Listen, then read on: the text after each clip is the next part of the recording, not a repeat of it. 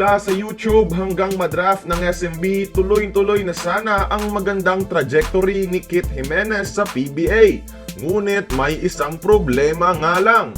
May pumipigil sa kanyang PBA dream at ayaw siyang paglaruin. Pero bago natin pag-usapan, pa-like naman ang ating video bilang suporta.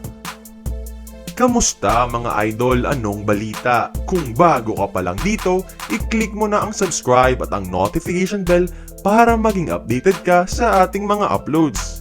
Nasa ilalim man ng PBA draft, history naman kagad ang ginawa ni Kit matapos pumirma ng kontrata sa San Miguel, making him the lowest draft pick in PBA history to ink a contract.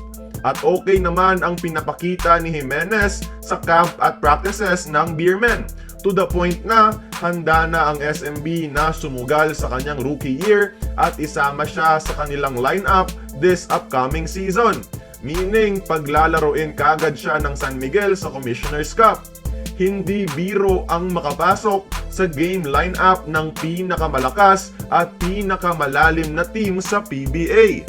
Kaso ang problema mga idol, ayon sa notorious PBA insider Snow Badwa, ayaw siyang pakawalan kaagad ng MPBL at ng Gensan Warriors mismo dahil sa ad ng Gensan ay nakakontrata pa sa kanila ang rookie hanggang December this year. Si Kit mga idol ay isa sa mga Gensan players na kabilang sa very delayed salary issue sa MPBL.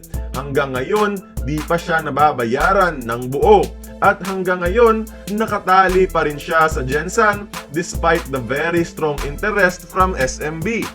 Ang tanging takas dito sa issue ay i-buyout na lang ng San Miguel ang kontrata nito sa MPBL. Pangit lang isipin na nariyan na sana si Kit sa doorsteps ng kanyang pangarap at bukas na ang pinto ng SMB. Pero hinahadlangan pa ito mismo ng MPBL at ng Gensan na supposedly dapat ay suportahan mismo ang kanyang pangarap. Kaya kayo mga idol, kung kayo ang nasa lugar ni Kit, anong gagawin nyo? Join the conversation, magkomento lamang sa ibaba. Kung nagustuhan mo ang ating video, please like, share, and subscribe. I-follow mo na rin ang ating social media platforms for more exclusive sports content. Until then, this has been Courtside Buckets. See you on the next one.